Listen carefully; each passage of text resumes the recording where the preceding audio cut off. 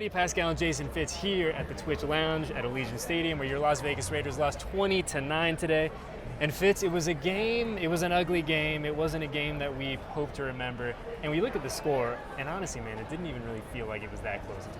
Yeah, it was a strange game in the sense that I kept feeling like, I think we've all felt throughout the course of the season, that at some point the offense would wake up, and once it woke up, everything would be just fine.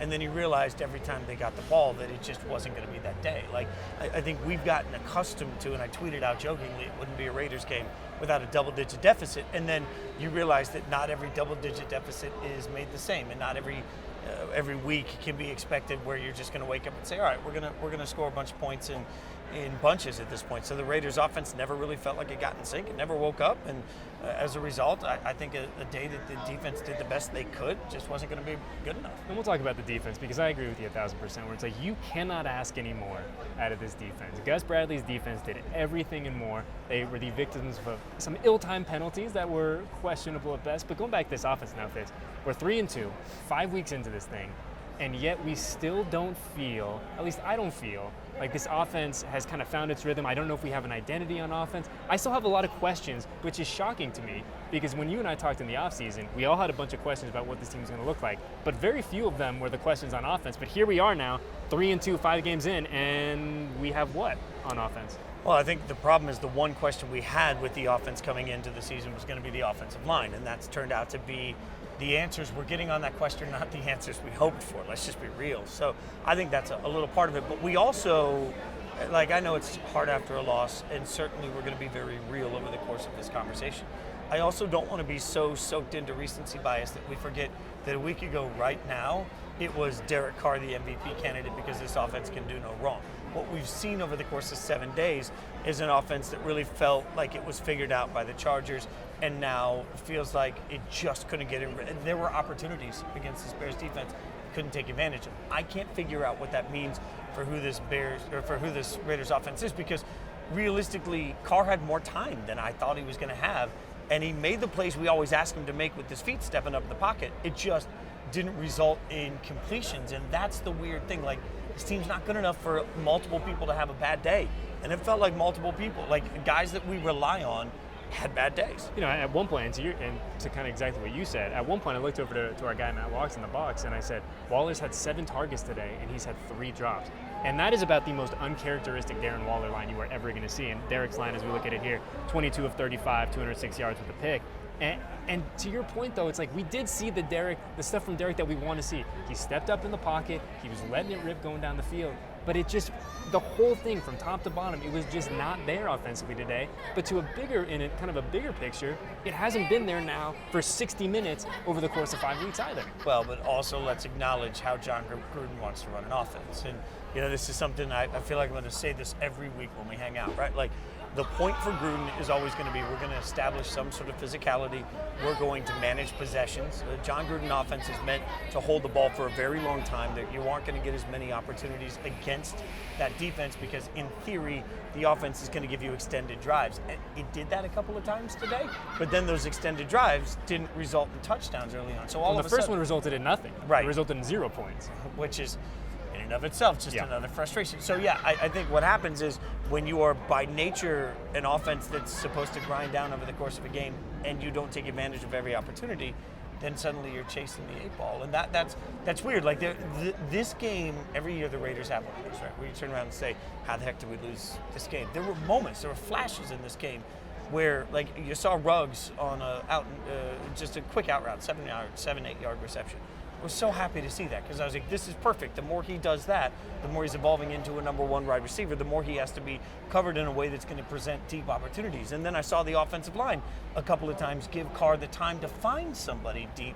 So, like, there were these little flashes, but the flashes weren't sustained, and they weren't paid off the right way. You know, and the big thing coming into this game, we heard about it all week, are these changes on the offensive line. So Brandon Parker gets to start at right tackle, Alex Leatherwood kicks in, and Alex Leatherwood, God bless him, just a few of those ill-timed penalties. And this is a guy, and you feel for him, right? He's the first-round pick. He has all the expectations in the world, and he's given it his best. But are we at the point now where he's just kind of going through it as a rookie struggle? He's moving inside. He's being asked to do a lot of different things. But I mean, how do we kind of shape up this situation 5 weeks in? He's overmatched. And look, So everybody's going to yell about penalties. I'm with you. I think a couple of them were a little questionable on the roughing calls. But this is the one thing that I always take away from some of my buddies that were offensive linemen. And Mike Golick Jr., a close friend of mine, really good offensive lineman in college, never really made it in the NFL. But the first thing I'll tell you is that when you see an offensive lineman committing penalties, it's usually because they've been outmatched, they're in poor position, and the only thing they can do is make a mistake.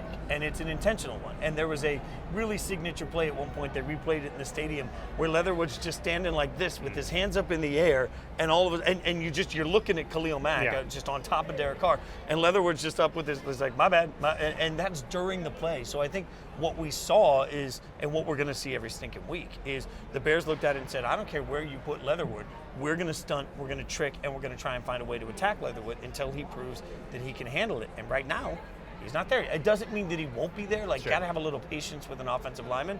But right now, he's not there. So how they handle those weaknesses is going to be a week in and week out conversation. And coming into the season, we talk about, we didn't have a ton of questions, but the one question we did have is, how does this offensive line come together? How does it give Derek Carr time to operate? How does it spring the run game? And the answer at this point is, well, it's left a lot to be desired in terms of the big fellas up front. But I think for me, and I'm going to sound like the old, we need to pound the rock, we need to dominate the line of scrimmage. But you look to last year, and I know that we're getting up far enough away into this season, we're looking at last year doesn't do us a whole heck of a lot. But you look back to last year, and really since Gruden has come back, every single one of his teams has had an identity on the offensive side of the football.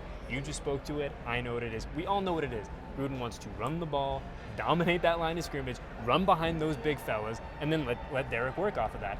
And it's hard to do that. And we were looking at the running numbers today. 71 yards, Josh 15 for 48 with the touchdown. But it seems like that group, and I don't mean to pile on the guys, but it just feels like some of the things that they are not doing the best right now is hindering the collective as a whole on the offensive side of the ball. Yeah, because nothing comes easy. I mean, I think that's a perfect way to describe it. Like 3rd and 1, 4th and 1, you're not sitting back and there have been years where you could sit back, put your feet up and be like, all right, 3rd and 1, we got this.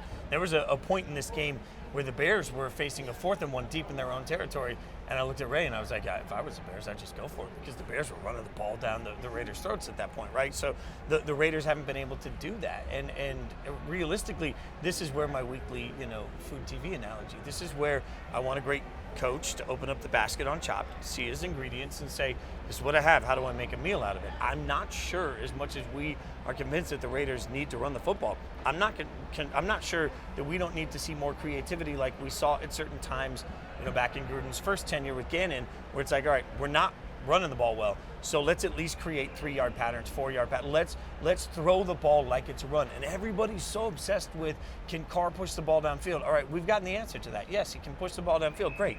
Now maybe we need to see more play design and scheme that gets people open in that 3 to 4 yard range, so that it's like a run and it still maintains possession, but you're doing it however you can. I do not think the running game is going to come alive this year. And look, we're 5 weeks in. The Raiders had 71 yards today. On the other side of things, the Bears go 37 carries, 143 yards, averaging just under 4 yards a pop. So night and day, right, compared to what the Raiders did and what the Bears did. But for me, and I'm with you, where I looked over in this 3rd quarter and the offense had been struggling. It feels stagnant. The energy in this building is just waiting. They're waiting for something to cheer about, these fans are. And I'm just thinking to myself, this feels like one of those moments. This feels like it's got to be one of those series you say, Derek, go to work. Derek and Darren, do your thing, put some points on the board. So, I kind of agree with you, where at some point, you've seen the proof is in the pudding a little bit, right? There has not been a game, really, where you've looked at this Raiders offense and be like, look, they're running the ball, they're kind of holding true to who they want to be. And the past couple of weeks, it hasn't worked. Mix it up. Go let Derek go work. Let him do his thing. He has shown us, and to your point, he has shown us he is not afraid to stretch the field. He is not afraid to go deep, to go to Ruggs, to go to Brian Edwards, to even Renfro at times. Go do it. If we got to throw the ball 50 times a game to win, throw the ball 50 times a game to win, why not? Yeah. By the way, if we have Derek and Darren, does that make it D&D? Which is very Dungeons and Dragons, but I kind of like that. It's a little nerdy. It's a little on the nerdy side. But Don't age yourself. Don't age yourself, Fitz.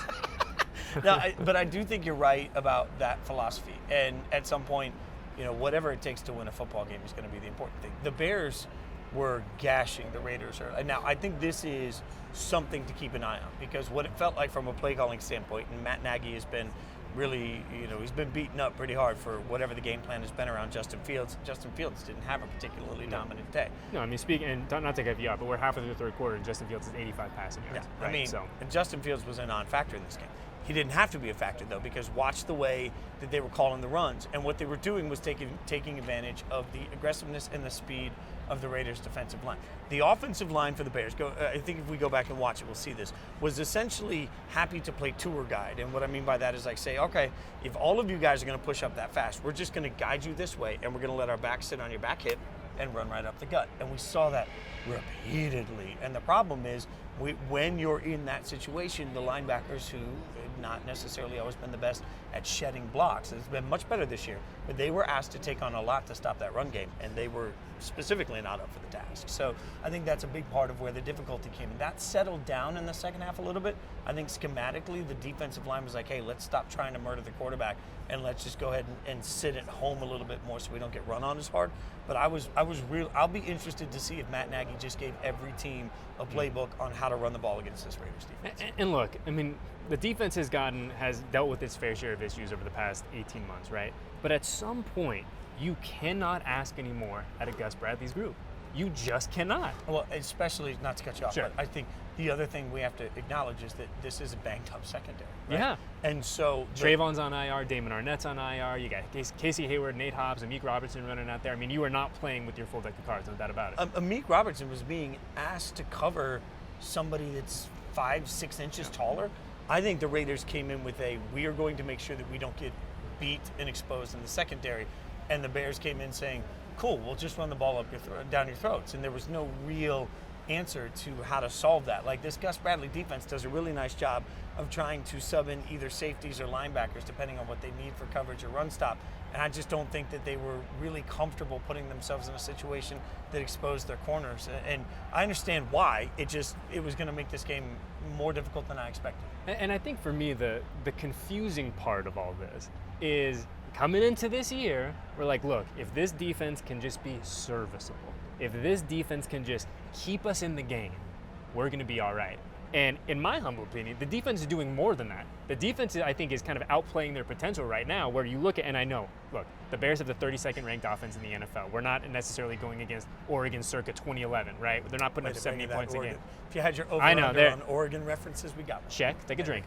But the thing is that they're outplaying who I think, what they're capable of doing. And look, if they can do this for the next 12 weeks, love it, fantastic. But they've been playing really, really well. The pressure is there. Yannick got home, twice today? Yeah. Look, and they are doing what they need to do, but they're just not getting the help that all of us collectively thought that they were going to get coming into this year. Well, and this becomes sort of the rubber meets the road moment, right? Where it's like proof's in the pudding on the ability to sort of audible hot route on what they want to do schematically, because at some point, John Gruden's got to look at it and say, it's not working. Scripted plays are what are supposed to be your strength. Mm-hmm. And I was laughing to myself at one point thinking, if we buy the theory that most teams, the knowledge that most teams script their first 15 to 20 plays, it's taking most of the first half most weeks just to get through 15 to 20 plays. So at some point, you got to look at scripted plays and say, hey, and we saw different formations. We saw different motion. We saw some attempt by Gruden and the offense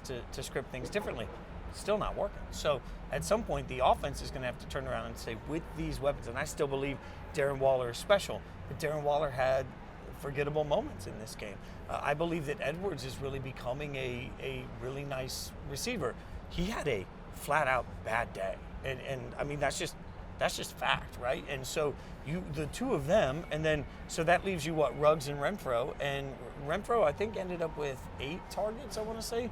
I mean, they were going after. Look at you, 8 targets. Look at that. 6 catches, 56 yards for Renfro. And the only problem with Renfro, not problem, but the only thing that the offense needs to know is that these beautiful triple routes they show us every week on TV and they talk about like it's become its own drinking game, like take a shot every time they mention it. Those routes take time to develop, so your offensive line better be able to keep your quarterback upright long enough to develop. So, like, there's just this weird sync issue from the offense, and I don't know what fixes that other than just figuring out a way to come up with your 10 or 15 plays that will get you 3 yards. And I wonder now, and look, 3-2, objectively not great, not terrible. I think that all of us, if you'd have told us, hey, you're going to win the first 3 games, and then you find out you're sitting at 3-2, you're like, how did we get to this point? But regardless, you're still over 500. You now have a really important game next Sunday on the road against the Broncos. But now going into week 6, going into this, I guess, what is it, second quarter of the season? The 17, all the 17s throw me off now. We'll still go quarters. Yeah, the second quarter of the year. Like, there's obviously not an easy fix on offense, but what is the fix to get us to 4-2 to 5-2? Like, how do you, if you had your magic wand, Fitz, what is the one thing that within reason, that within like a world of reality that you could do to this offense to say, hey, this is what's going to propel us going forward? More screens and quicker routes. And I think more screens, I work a lot with Harry Douglas, who played for the Falcons and had a great career in college football in Louisville. And he talks all the time about how the screen game is just underutilized in modern football. This offensive line is getting beat. So if it's going to get beat, then fine. Let everybody come in and then start to use. I thought Jalen Richard getting a little bit of... My guy, friend of the program. I mean, that's a big deal for this team. Like, having him back out there for pass pro was big, but I also think letting him leak out of the backfield and have some opportunities that way. I think what the Raiders are going to have to do is they're going to have to force everybody to start covering tighter at the line of scrimmage so they can get some of those plays to break. In order to do that, you're just going to need more creative formation out of trips. Like, there were a couple of times early in the game, Renfro found himself wide open on one. They were in trips on the left, and everybody went with, I believe it was Edwards underneath and Waller, and Renfro's just sitting out in the flat for 16 yards. I mean, it was the easiest pass and catch of the day, and I'm sitting there thinking, why do we do that once, and then we get away from it? I think that at some point they have the rediscovery of identity is how do we get the ball out quickly, how do we make sure that we're utilizing our backs and some of our other receivers to sneak everybody up. That's the only thing. And I think you bring up a great point, too, where you figure out what's working, right? The Renfro thing's working. And Waller's catch is a perfect example of that. Waller's 29-yard catch. And you're like, okay, this is the this is elite Darren Waller. And then they don't go back to him for a time. And to me, and I'm not a football guy, I'm not an X's and O's savant, but if I'm thinking, like, if this works, this clearly is one of the best guys in the league at his position, and what you just did was effective, let's not try that for another 2-3 offensive years. Like, those are the moments where you're kind of scratching your head being like, like, I'm no genius, but if it ain't broke, don't fix it. And Waller is certainly not broke. Yeah, well, and think of how often we see Waller coming across the middle for 12, 15, 17 yards. I just genuinely believe with this offensive line, we need to start seeing that same thing happen at 5, 7, 9 yards. Like, you're shortening some of these routes up, gets the ball out of Carr's hands faster. But to your point, I mean, again, I'll go back to what the Bears did. They were running essentially the same run out of 5 different formations over and over and over again. And it worked. I don't know why we aren't doing some of that. We did that early on to the point that everybody yelled about the number of targets, right? And now it feels like it's almost gotten in everybody's head that we need to be more varied, and I don't think this team needs to. It's so funny too, where it's like I had a couple of moments during that second half, especially on that final drive, where you're looking at the Bears, what they're doing on offense. You're looking at the numbers, and they're rolling for 4, 5, 6 yards a pop on the ground, and I'm thinking to myself, this is so reminiscent of what the Raiders want to be, right? You got 6 minutes on the clock. You're not going to get us off the field, and we're going to go home with a W. And that's essentially what they did at the end of the game. They just went over and over and time after time, and it wasn't pretty, it wasn't sexy, it wasn't overly creative, but it didn't need to be. And it was just effective as heck, and now the Bears are on a plane flying back to Chicago with the W. Well, and I also, I've said a lot, we can look at the Browns and the way, I know the Browns obviously blow a lead to the Chargers, but look at the way the Browns have structured their offense. 2 running backs that are both going to get a ton of work, and then when they give it to Baker, at that point everybody's so worn down trying to stop these 2 backs that Baker has opportunity. I really thought that was going to be a big part of what they attempted to do with the combination of Jacobs and Drake.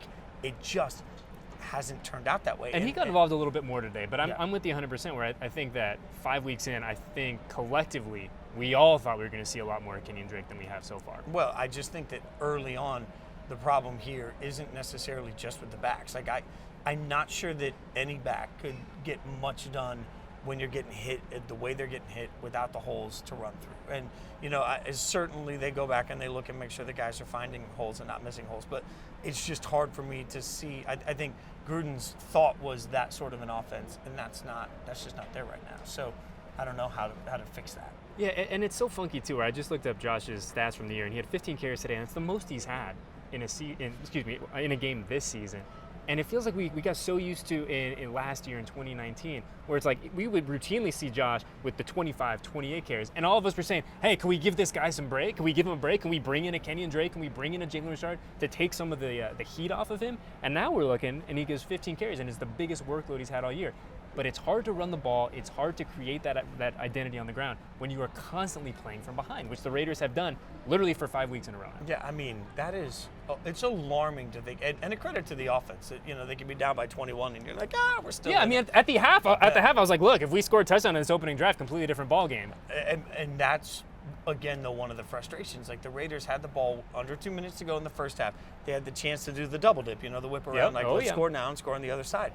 And the misses were so close that you're looking at it saying, God, it's just one of those. Like, it is one of those days. And nobody likes that answer, but, I relate it sometimes, and we all know Carr's a huge NBA fan. Like, sometimes you got to think about, like, shooters in, basketball in general. Like, shooters get super hot, and then shooters get cold.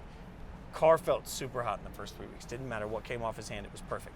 Something is different in the last 2 games, which covers, 6 days. Something is different. And it's a communication issue partially. I still think that we'll probably find out at some point that some of those routes were flattened out that I think they thought were going to extend. That communication, though, that wasn't a problem. For the beginning of the season, that wasn't a problem. They got to fix that. They got to get on the same page. And you and I mentioned it to each other early in the game, but watching Edwards come off after the play in the end zone where he was nowhere near the ball and seeing both Carr and Gruden go up to Edwards with the, what are you doing? Yeah. Like, it's just a reminder that communication is so key to any offense that runs. And right now, whether it's Carr communicating before the snap or the guys not being on the same page, it just doesn't feel like it's in the same spot. And I think you bring up a great point with that, where it's like you look at now, if you're Derek, and guys that he implicitly trusts out wide, I think it's Hunter Renfrow and Waller, and who else? You know what I mean? And to Hunter's credit, right? Like, we talk about that moment with Bryan Edwards where John and DC are in his ear. I don't know if we've ever seen a moment like that with Renfrow or with Waller. And Derek is, and look, it's probably the right way to approach it, but Derek is a guy that he goes to who he trusts. He goes to the guys that are going to be where they are at the right time, at the right moment, running the right route. And look, Hunter, not Hunter, but Brian and some of these guys, they're young dudes. Like, you can't expect them to shoot 100% 100% all the time, but you got to be shooting a really high percentage if DC is going to go to you routinely. Yeah, and we've seen the growth in that with Ruggs, right? Yeah, like, 100. That's a perfect example of it. We see more as Ruggs is more reliable to be where everybody thinks he should be, But at the end of the day, Ruggs has also gone up and made some tough catches. He's won on some 50-50 balls. Like, he's done all of the things that you can do to say to a quarterback, hey, throw to me. And I'm stunned. Like, and it all comes back to what you said at the beginning. I am stunned. We're sitting here not after a loss, because that's going to happen over the course of a season. Fine. I'm stunned that we're sitting here after a loss talking about the offense being a problem against a Bears defense that, frankly, I don't think is all that great. Like, it's an okay defense. It's not a great defense. It's not the best defense they're going to see. It's not even as good as the Bears defense was last year. And if you want a telling difference between this offense now and this offense that we've seen in the past, like, this offense has handled better defenses from the Bears than they handled today. It just didn't have an answer. That's the stunning thing. Like, we always ask, like, what's the surprise of the NFL season? Right now, it's that the offense has just absolutely lost its way. And let me ask you this philosophical question. When we look at today and we charge into week 6, and like I said, now a very important game in Denver a week from now, do you think that this was just a bad day at the office for the offense, or this is now something that we really need to keep an eye on a little bit more than perhaps we have over the first 4 weeks? I think it's a bad day at the office. That being said, I don't think it's going to be easy for a lot of the offensive line is not going to make for an easy offensive game plan every week. I think the question every week is going to be the same one. What's this pass rush look like, and can they get at Derek Carr? If the answer to that is this pass rush is really good, then I think it's going to be a tough day at the office. But look back at this game, and you'll see how often the Raiders drove down the field in 2, 3, 4 plays, and then it just stalls out. And that's another thing for me, right? Where you go down quick, fast, in a hurry, and then something happens where it almost feels like the philosophy changes, and everything that was working, you're like, I don't know if we want to do that anymore. Let's mix it up and see if we can make it a little bit harder on ourselves. I think part of that, though, like, think about the reason it's working when you have all that field behind us. Part of the reason it's working is that the secondary is having to cheat up in theory to stop Waller, right? That's what's happening. And then that leaves big spaces for the Ruggs of the world to get open behind him, right? Like that's kind of the theory, at least. When you see, even with the long, I think it was a pass interference call on a ball that was up for Foster Moreau. Yep. Like that was down the sideline, and it was open because the secondary was cheating up. Once you get inside the 7, 8, 9 yard line, that secondary doesn't have to make a decision anymore. So now your young guys better be able to get open quickly. They got to be better at that at the line of scrimmage, and they're not. So what the Raiders want to do in theory there is spread everybody wide, which should create an opportunity for Jacobs to run, but the offensive line isn't good enough for Jacobs to run right now. So like you're sitting in there saying, okay, well, we did the hard. Like I genuinely believe this offense can score easier from the 30-yard line than it can from the 3 right now because of the way the skill sets are working. Well, I mean, you look at the short yardage percentages too, and that probably bears out to your hypothesis, right? I mean, and by the way, can we just put Nathan Peterman in for every quarterback sneak for the rest of the year? Oh my God! And I mean, let's just. Dude, the courage from the Peterman today. I mean, incredible. I was surprised. I don't know if you were, but Peterman dives out, he places the ball. He said, kindly, sir, I would like to put the ball on the 31. And then they say he was short of the 31. I was stunned that Gruden didn't just challenge that because, to your point, while you could say, well, it's 4th and an inch, you're going to pick that up. It was difficult. It wasn't easy. It was kind of, I mean, in hindsight now, it's kind of funny, but he goes in for that 4th down, or Derek has his helmet on. He runs out for the 4th down, and then he ends up coming back. And so I think everyone in the stadium's like, all right, this is going to be a quarterback sneak, right? Like, There was no transparency. Like, you could see the moment Carr gets in the huddle, he's like, all right, no, I'm out. Gruden's like, nope, come back. Hey, but I like Peterman making that. Dude, I do too, man. The courage is fantastic. He's slippery in the pocket. I mean, and I know we joke about it, but the guy is a much better athlete than I think almost anyone gives him credit for. Like, he really is. Which you could see, by the way, from the play calling, because they were essentially, you know this as an Oregon guy, right? Like, they're running an option look at a shotgun, basically saying, okay, they're giving Peterman the option to hand off the ball or keep the ball, and he kept running around the edge, and I thought, man, he's got wheels, man. He's got wheels. Like, I mean, we've seen in the preseason now a couple years in a row. Like the man is mobile. He can do his thing. Which I love as long as it's not number 4 in your back. Yeah. Like that's one where everybody's like run until you slide. If you're number 4, just like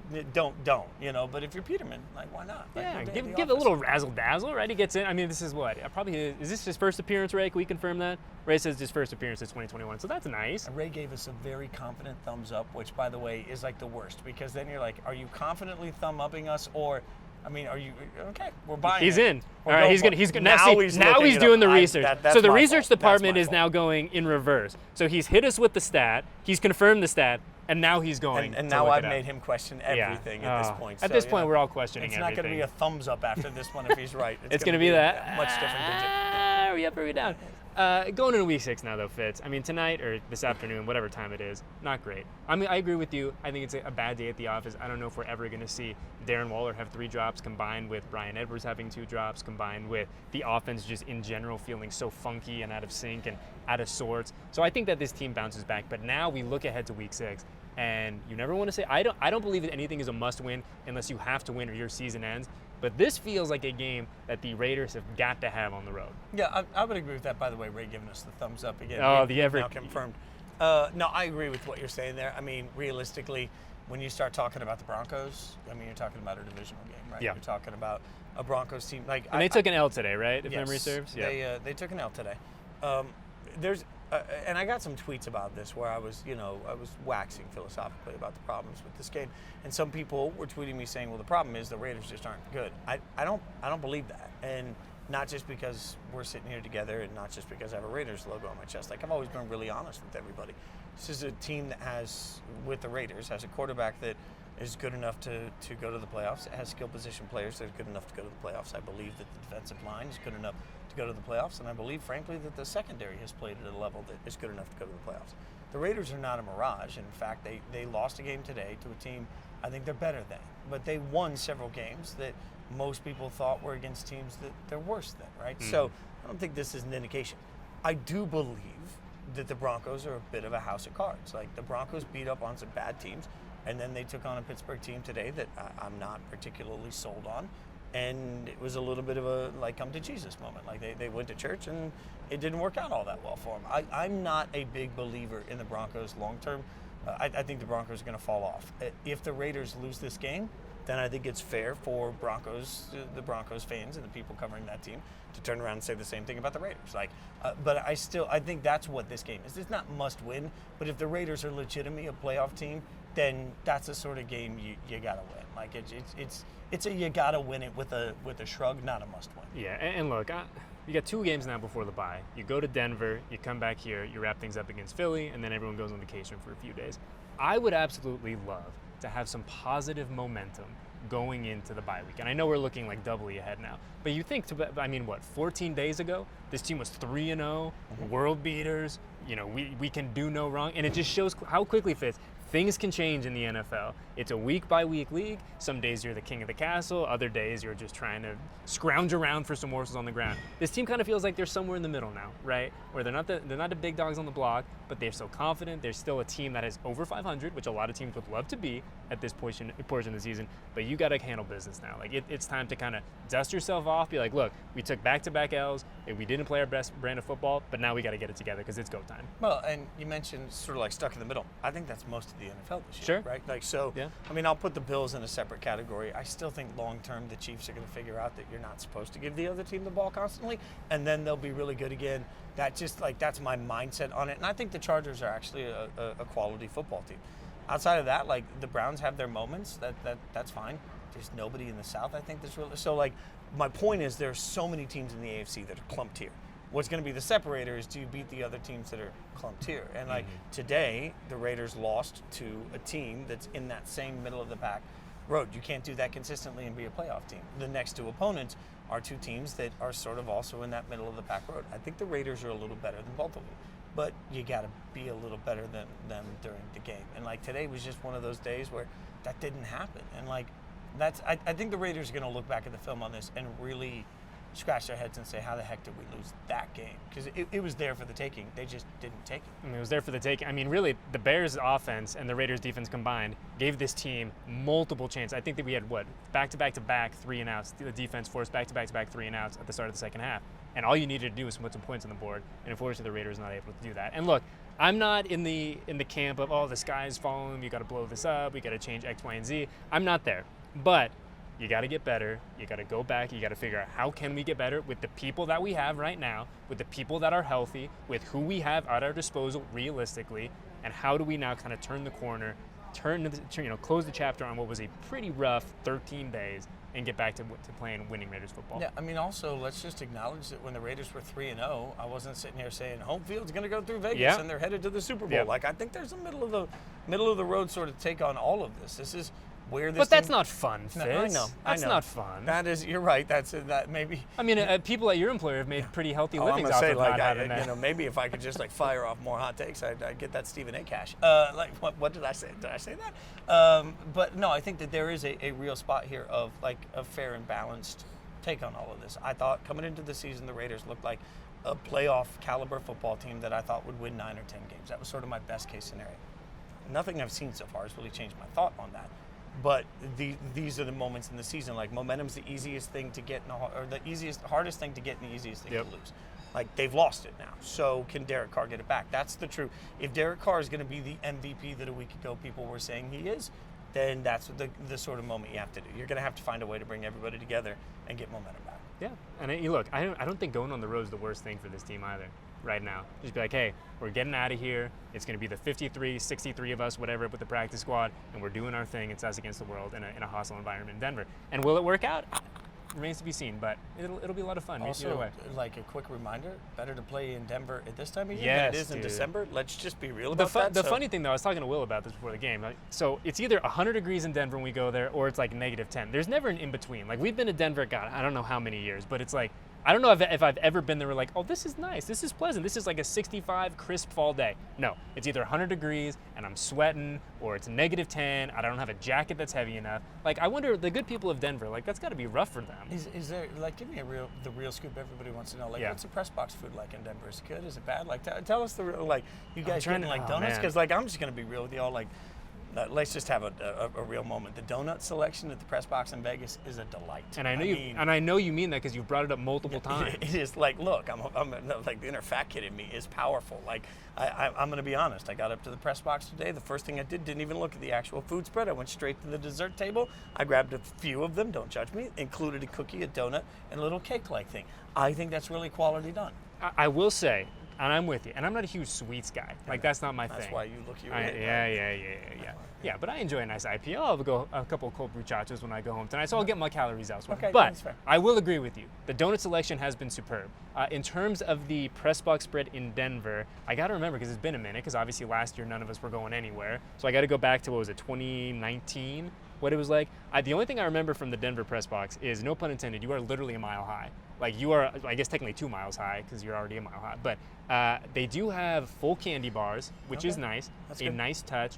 But I mean, I can't remember too much about the food, which probably tells you everything you need to know. I mean, you know?